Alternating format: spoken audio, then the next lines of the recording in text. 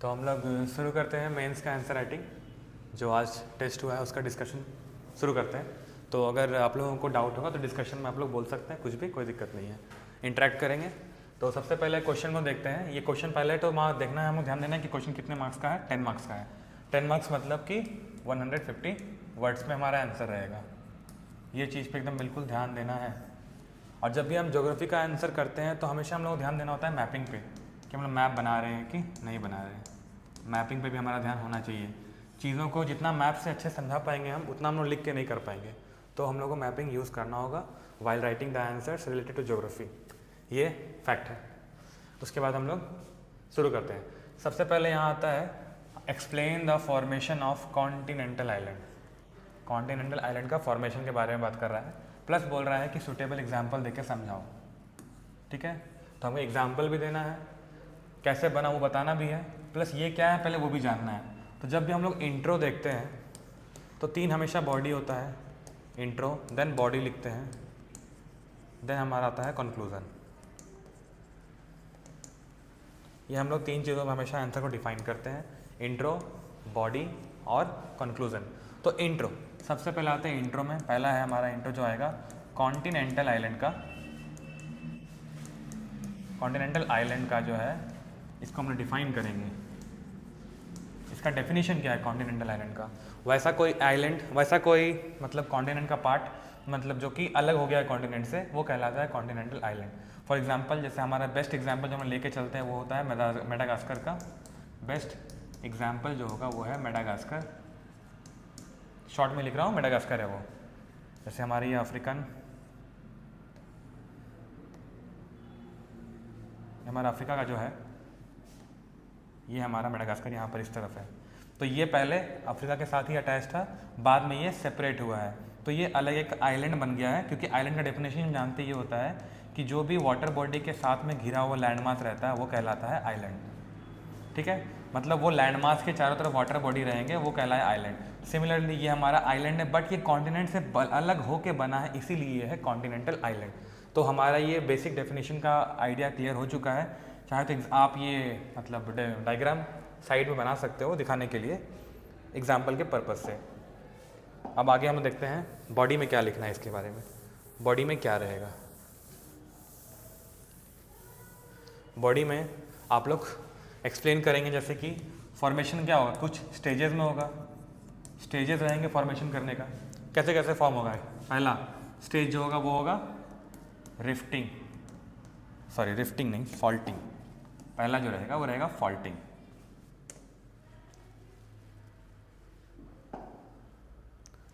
पहला जो रहेगा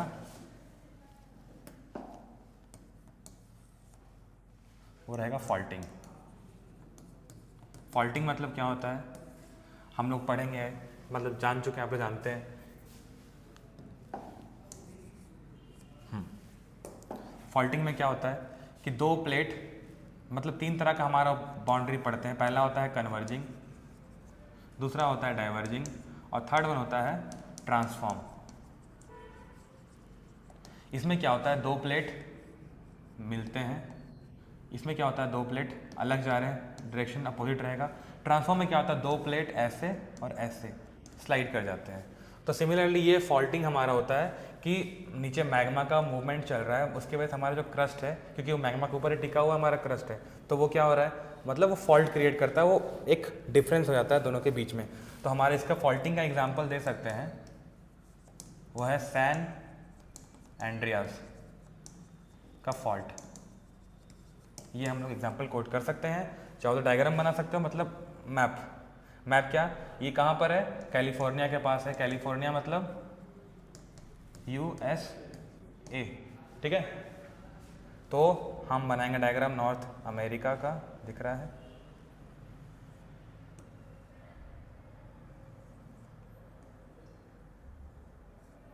ये बना दिया। यहाँ पे हमको दिखता है सैन एंड्रियास का फॉल्ट, ये वाला यहाँ पर दिखता है सैन एंड्रियास का फॉल्ट। तो 2 प्लेट मूव कर रहे हैं, ठीक है, अपोजिट डायरेक्शन में। यहाँ पे हमारा एक दरार बीच में बनता है। फॉल्ट क्या है, बस एक क्रैक दिखाता है, तो इन दोनों के बीच में क्रैक है। तो पहले होगा फॉल्टिंग। जब भी कॉन्टिनेंटल आइलैंड बनने का प्रोसेस होता है, पहले होता है फॉल्टिंग। सेकेंड स्टेज पर हम आते हैं, ये मैं बिठा रहा हूँ, एग्जाम्पल कोट करेंगे हमेशा। देन सेकेंड केस आता है हमारा रिफ्टिंग। अब क्या हो रहा है इसमें, वो जो फॉल्टिंग जो पहले छोटा सा दरार था, अब उसके बीच का दूरी बढ़ चुका है, डिस्टेंस उसके बीच में बढ़ गया है। तो ये रिफ्टिंग हमारा देखते हैं कहाँ पर, ग्रेट अफ्रीकन रिफ्ट वैली। ये कहाँ पे होगा, जहाँ पे डाइवर्जिंग प्लेट होंगे, मतलब दो प्लेट्स हैं वो अपोजिट डायरेक्शन में डाइवर्ज कर रहे हैं। तो हमको ये अफ्रीका में दिखता है ये वाला पोर्शन रिफ्टिंग का। कहाँ दिखता है, ये वाला है, यहाँ पे हमें रिफ्ट वैली दिखता है, ये आगे चला गया, ये यहाँ पे ये पार्ट अलग हो रहा है। इसका मतलब ये बोला जाता है कि सोमालिया का जो प्लेट है, सोमालियन प्लेट, वो अफ्रीकन प्लेट से अलग हो रहा है। ठीक है, तो सोमालिया प्लेट अफ्रीकन प्लेट से अलग हो रहा है, तो ये डाइवर्ज कर रहे हैं। अब यहाँ पे क्या हो रहा है, एक बड़ा दरार क्रिएट हो चुका है, ये हो गया रिफ्ट। ठीक है, ये हो गया रिफ्ट। एग्जाम्पल दे देंगे हमारा ये वाला रिफ्ट वैली ग्रेट अफ्रीका का। उसके बाद थर्ड हमारा स्टेज होता है वो है, थर्ड वन क्या लिख सकते हैं, वो है नेसेंट सी। ये केस कब आता है, वो जो हमारा रिफ्ट क्रिएट हो चुका है, अब उसके अंदर वाटर एंटर करेगा। तो एक साइड से भले वो लैंड से अटैच्ड है, बट वाटर अंदर एंटर कर चुका है, तो वो कहलाता है, वो जो सी बनाता है वो होता है नेसेंट सी। फॉर एग्जांपल जैसे हमारा, फिर वही एग्जांपल लेंगे अफ्रीका का वाला,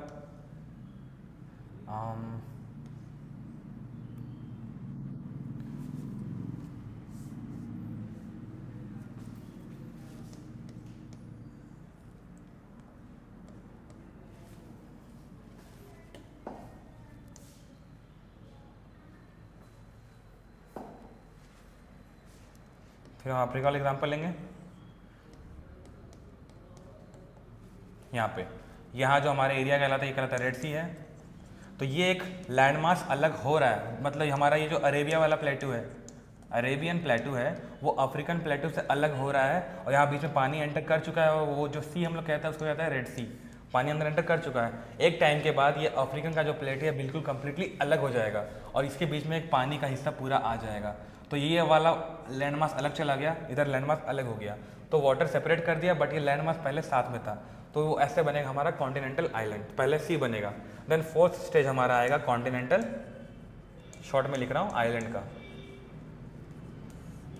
हमारा लास्ट में फोर्थ स्टेज आएगा कॉन्टिनेंटल आइलैंड का, जैसे हमारा था वो अफ्रीका वाला, फिर से बनाएंगे एग्जाम्पल हम। ठीक है, हमारा मेडागास्कर यहाँ बन गया। अब क्या हुआ, ये सेपरेट हो गया, बीच में पानी ने पूरा कैप्चर कर लिया, ये पूरा एरिया वाटर वाला है, तो एक आइलैंड बन गया, और इस तरह से हमारा फॉर्म होता है कॉन्टिनेंटल आइलैंड।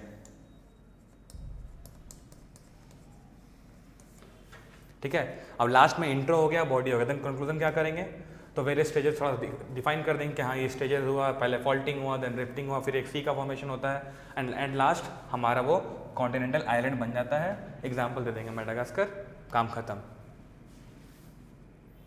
अगला चलते हैं नेक्स्ट क्वेश्चन है, define mantle plume and its role in plate tectonics. Define mantle plume, तो पहले फिर वही सेम कंडीशन हमेशा याद रखना, पहले बनेगा इंट्रो, देन बनेगा बॉडी, देन आएगा कंक्लूजन। इंट्रो में क्या करेंगे, हम मेंटल प्लूम को डिफाइन करेंगे कि मेंटल प्लूम क्या होता है, कैसे आता है। तो मेंटल प्लूम क्या होता है, अब बात यही है, जब मेंटल प्लूम का बात कर रहे हैं तो मेंटल से ही आएगा, ऑब्वियस सी बात है। तो जो क्रस्ट और मेंटल का पोर्शन है, जहाँ पे एस्थेनोस्फीयर का लेयर दिख रहा है आपको, यहाँ से दिखता है कि वो राइज करता है, मैग्मा राइज करता है, फिर यहाँ पे आएगा, और ये जो कुछ भी हो रहा है ये ओशन के नीचे हो रहा है। ठीक है, अब ये जो हो रहा है यहाँ पे, ये जो कहलाता है एरिया, ये है हॉटस्पॉट,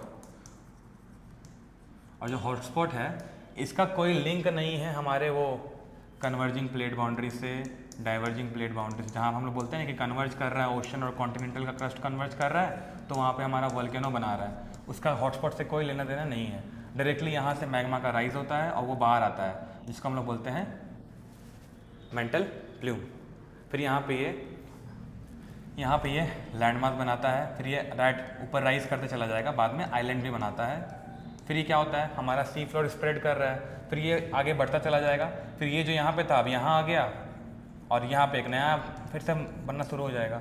तो ये प्रोसेस चलता रहता है, इसलिए हमारा जो बहुत सारा शील्ड वोल्केनो बन के रेडी हो जाता है लाइन बाय लाइन।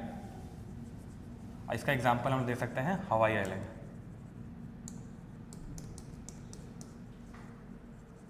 ठीक है, तो अब क्वेश्चन हमारा कॉन्टेक्स्ट क्या पूछ रहा है कि मेंटल प्लूम जो है वो हमने डिफाइन कर दिया है। अब इसका रोल क्या है प्लेट टेक्टोनिक्स में।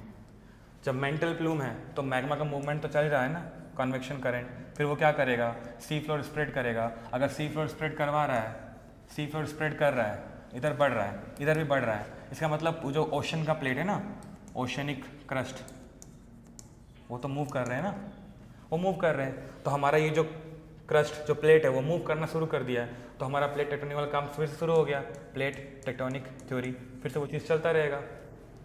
आगे जाके वो डाइवर्ज करेगा, कन्वर्ज करेगा, वो प्रोसेस कंटिन्यू चलता रहेगा। आप लोग वही बॉडी में अपने में लिख सकते हो आंसर। आइलैंड बनाते हैं, आइलैंड्स बनता है। ठीक है, लास्ट में कंक्लूड करेंगे कि हाँ मेंटल प्लूम जो है ये प्लेट टेक्टोनिक में बहुत रेलिवेंट है, ये हमको प्लेट टेक्टोनिक समझने में हेल्प करता है, हेल्प भी करता है।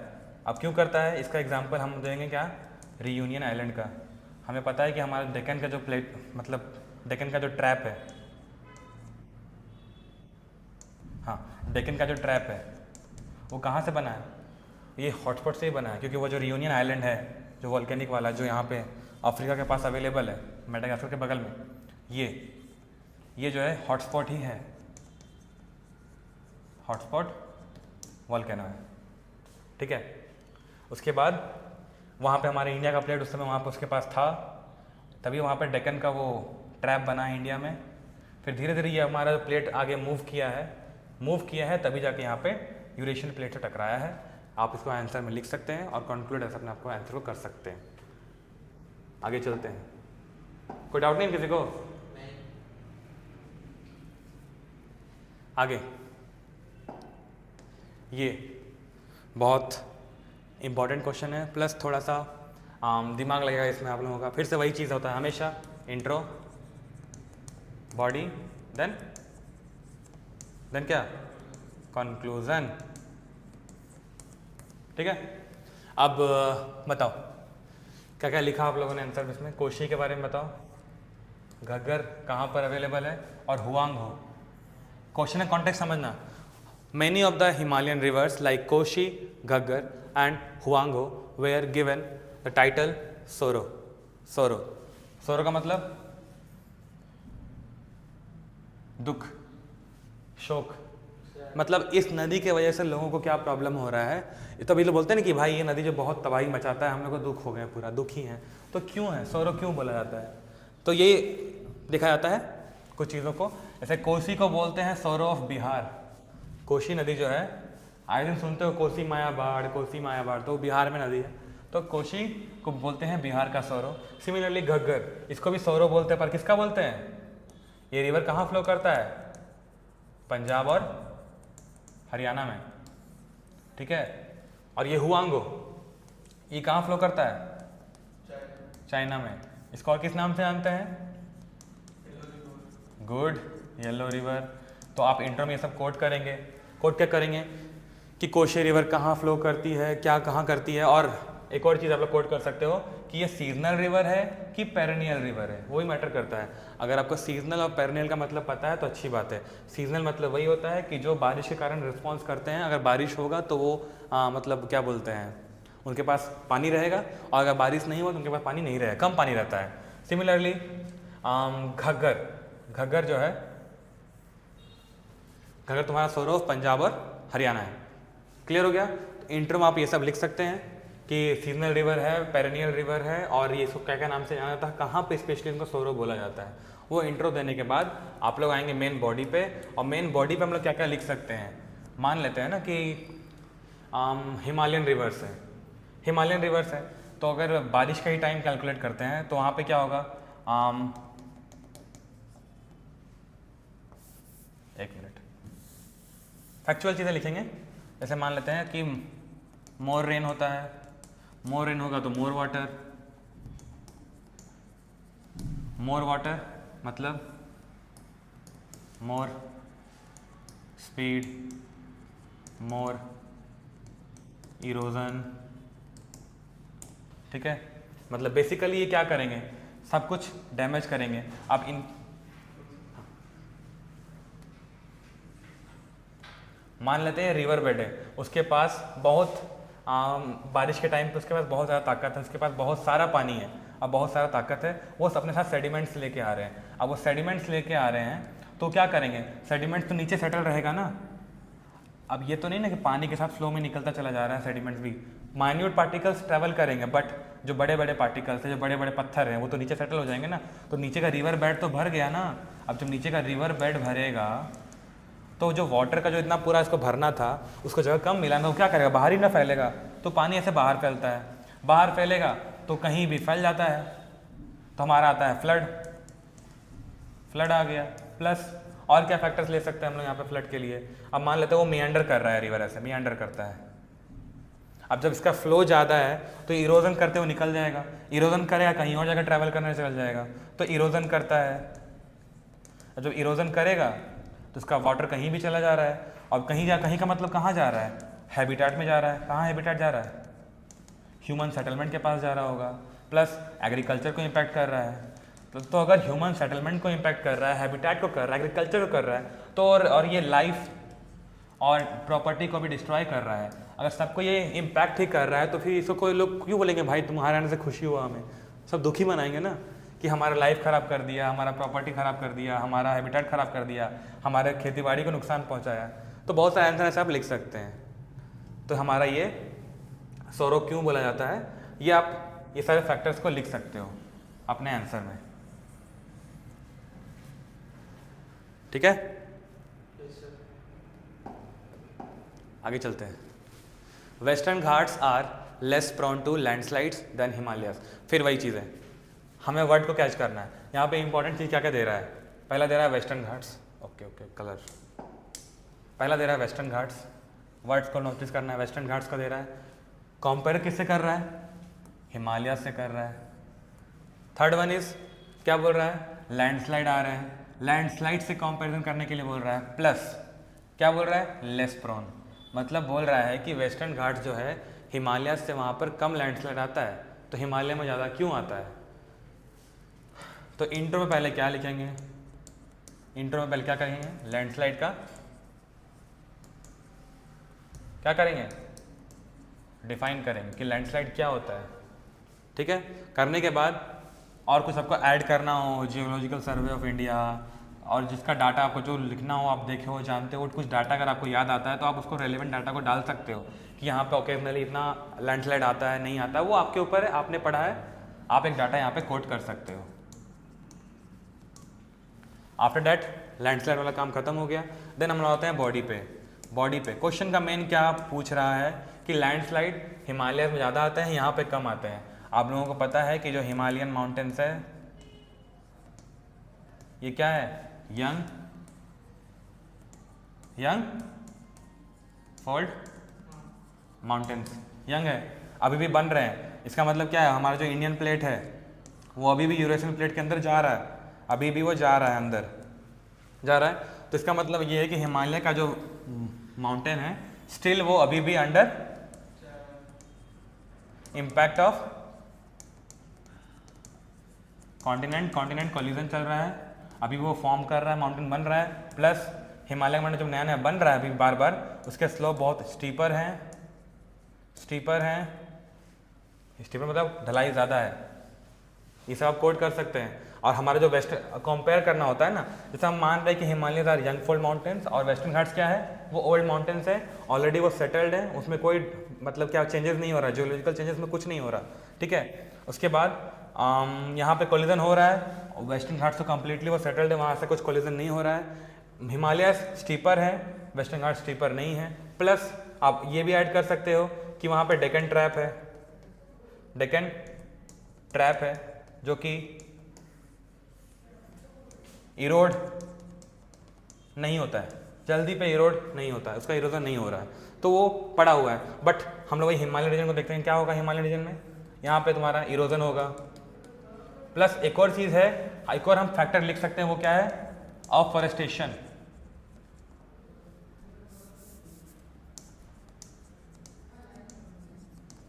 अफॉरेस्टेशन इसका मतलब क्या हुआ, हिमालय में फॉरेस्टेशन कम है as compare to Western Ghats. Afforestation लिखो, यहाँ पे लिखो वेजिटेशन, वो भी लिख सकते हो, ऐड कर सकते हो, ठीक है, वेजिटेशन। तो हिमालय में हाँ ह्यूमन एक्टिविटीज लिख सकते हैं, ह्यूमन एक्टिविटीज, ठीक है, ये सारे फैक्टर्स काम करता है। और कुछ तो लगता है लिख सकते हैं, क्लाइमेट, क्योंकि वहाँ पे वेजिटेशन कम है तो जो पेड़ पौधे कम हैं तो वो क्या सॉइल को ग्रिप कम करते हैं, इरोजन ज़्यादा जल्दी होता है और इसलिए लैंडस्लाइड आता है। प्लस टोपोग्राफी, बहुत सारे फैक्टर्स ऐड कर सकते हैं। ये 10 मार्क्स का क्वेश्चन है, आपके हिसाब से आपको जो ठीक लगता है आप उसमें 4-5 पॉइंट चूज करके अपना आंसर लिख सकते हैं। प्लस डायग्राम, डायग्राम हमेशा राइट कॉर्नर को उधर बनाएंगे तो अच्छा लगेगा देखने में, जितना डायग्राम बना सकते हो उतना आपके लिए अच्छा है, ठीक है। आगे चले,